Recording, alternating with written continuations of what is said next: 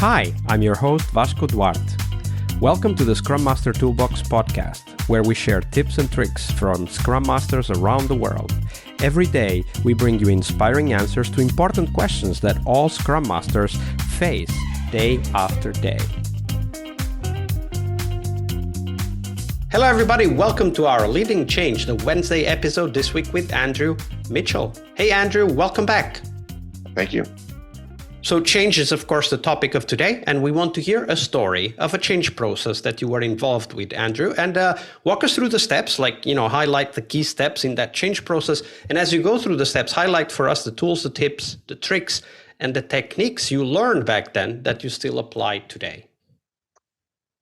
There's so many great stories of change, and I debated over a couple, but I want to talk about a change that I've actually done in my last two organizations, and I've alluded to it a little bit in yesterday's podcast. I wanted to move away from traditional story point refinement and into using some of the flow-based metrics and some of the no estimate stuff that I've learned on my teams. And I've done this on both of my two teams, and both organizations, particularly my last one, were resistant to it.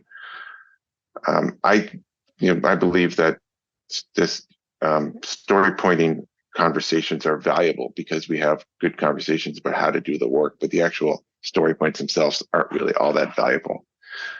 So what did I do? So I started learning about this through doing professional Scrum with Kanban training from scrum.org, something I highly recommend. There's some great work out there from folks like Daniel Vacante, I know has been on this podcast, and he's got his own podcast, Drunk Agile. And I've also read your book, Vasco, No Estimates, which is a great resource. So what did I do? There was obviously resistance to this change at the organization level as well as at the team level. So what did I do? I pulled information from my training and from the resources I read and started putting presentations first to leadership about some of the advantages that we could get in going to a different type of metrics.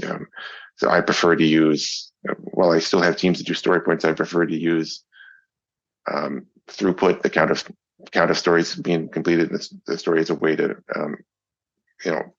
estimate prediction times. And then, of course, and I did similar presentations for my team to talk about some of the advantages that I've learned.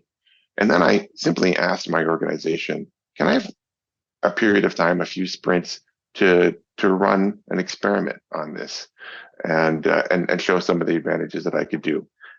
In making the argument for that experiment, I look back at the history. At this point, I'd been working with two teams for one for about a year and another one for a couple of years. And I had a couple of years worth of data on both teams that kind of showed to me that story points were not better, and in some teams worse than discounting throughput for helping us predict when work would actually get done. I asked the organization to let me experiment. It really wasn't a big change, right? We still did story point refinement. We just started counting other things differently. And then in doing so, I was able to change the conversations in teams from like focusing on being exactly right with story points to making sure we're breaking down stories into something we think we can complete in about a sprint, which was 2 weeks. And then, after that experiment, I brought the results back and I had success. I was able to predict better when we would get stuff done.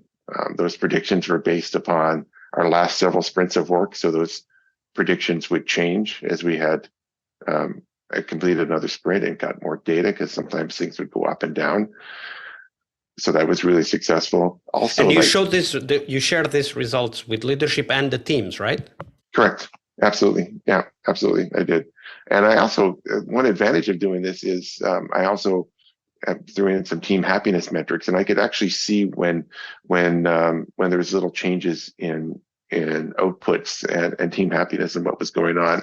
I remember one time I was really concerned about some of the changes I was seeing. Our throughput was going down, our velocity was going up, and the team was less happy. And I realized we had just changed. We had made a major pivot in some of the technology we were using, and the team was going through a learning journey.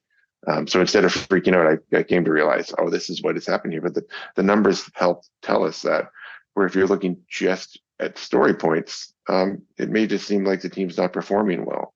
But if you have a holistic set of metrics, including cycle time, which is important, you can tell a better story to leadership. You can do a better job of predicting what you can deliver and when, and it just makes the team happier, in my opinion. So let's go through some of these steps. So the first step that you mentioned was kind of preparing the motivation for the experiment, right? You said you set up some presentation talking about the advantages of perhaps using other metrics like throughput.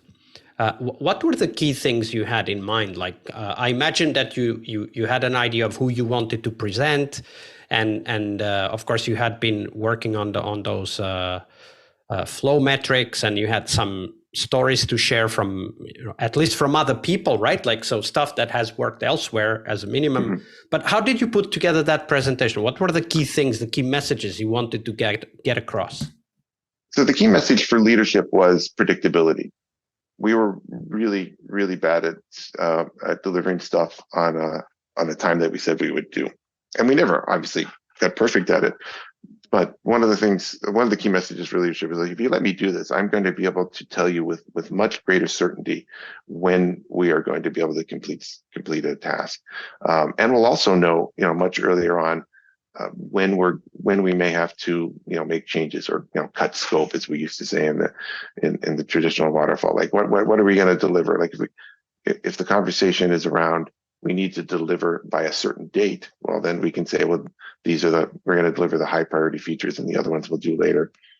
Or if the conversation is around, we need to have all the scope, then we can talk about how to move the date. I'm talking like a very traditional project manager, but this is the kind of conversation that you often have to have with leadership, because at the end of the day, we're only successful if we're delivering value to customers and making money from it. So that was the conversation to leadership. It was a slightly different conversation at the team level. It was more around team dynamics and how we could, focus less on the day-to-day getting perfect at writing stories, and just how to frame up and build sprints to just to get work done and just be better as a team. They were still concerned about delivering on time, but they were more concerned about the day-to-day work in the team, and those kind of metrics really helped us. And when you think about the second step, which is, okay, so then once I had these presentations, after a while, perhaps, and I don't know, you didn't say, but I'm assuming perhaps after enough people knew about these ideas, then you asked to run an experiment. And how did you frame that? I'm especially interested in how you framed it for the teams, because of course the teams are the ones being asked to do something differently, right? Well, at the team level, it really wasn't that different. The conversation around how we sized stories was a different piece, right? And getting them away from having to be perfectly accurate on a story point estimate to breaking something down and agreeing that we think we can get it done in a sprint or less. And if we can't, then we have to break it down further. And they actually really loved that conversation because it allowed them to have more free conversations without digging into the edge cases. So that worked really well with those teams. And so I imagine that when you present this, okay, so instead of saying, is this a 3 or 5 or whatever, we're just going to say it fits or it doesn't fit. And if it doesn't fit, we break it down. So I found, teams, when you first introduce this, I've done this a couple of times, teams don't love moving away from story points. So I'm like, okay, what if we just t-shirt size them? Let's call them small, medium, and large. And and by the way, for leadership, you can turn those into story points and they still see story points in the background. So leadership's happy. The team is like, oh yeah, small, medium, large makes sense. And extra large, well, that's too big to do in a sprint. So we'll call it an extra large and the PO will break it down. Yeah. So one story that I remember from a friend of mine who shared data from their project. He worked at Microsoft at the time, and they actually went back to the backlog. They were in the middle of a project. They went back to the backlog and they picked up all of the estimates they had done, because they had estimated the whole backlog, as you have to do if you want to know the release date, by the way. Not even the people who advocate for estimation even do that. But if you are serious about estimates, then the first thing you need to do is to estimate the whole backlog. right? Not just the sprint, like the whole backlog. You need to do that. Okay, so they had the estimates for the whole backlog, and they went back and they replaced the numbers, like, search and replace on Excel, and just replace the numbers. They had 135, they went to 123. And then eventually they did the same experiment with just one. So replace all numbers with one, which is effectively what I argue for in the No Estimates book. And they found out that the difference in prediction, if you use story points or just count the stories, was so small that it didn't make any sense to spend the additional time trying to come to an agreement on the size of the stories. My data showed similar things when I look back at the team. I was really surprised when I looked at story points versus just straight up velocity. And I would see variations in story points over sprints, which again, I think my theory is that that's more about complexity and uncertainty when you vote a higher story point. Whereas, sprint over sprint, month over month, relative throughput, the number of stories we completed in the sprint was pretty stable. And that was a much better predictor of when we could get work done than story points. So the advantage of that is we moved from an organization that was doing increment planning, program increment planning and refining a full quarter's worth of stories to let's just do this sprint and the next sprint. And like because I always thought there was no advantage to refining something we weren't going to work on for 3 months. So we're just going to refine the stuff we're working on in the next 2 to 4 weeks. And that was a big advantage to the team. Absolutely. And I can totally see how the team over time would get used to that idea, because the slicing conversation actually has direct impact on choices we make, right? Mm-hmm. Whether something is a 3 or a 5, it doesn't really mean anything for that story in particular. But if something can or cannot fit into the sprint and therefore needs to be sliced, that can have a huge impact on what the story is about.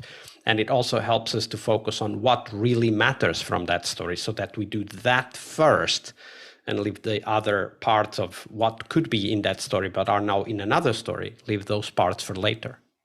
Yeah, I totally agree. And if I can make one quick point to, if anyone's out there and interested in this movement and having issues explaining it to their leadership, don't move away from story points. You can still use them, but you can add in the other flow metrics of throughput and cycle time, measuring work in progress and limiting it work in progress. You can do that and still satisfy the folks in your organization that want to see story point estimates. And then slowly over time, you can make that transition if it makes sense for your organization. Absolutely. Great point. Thank you for sharing that with us, Andrew. Hey, you're welcome.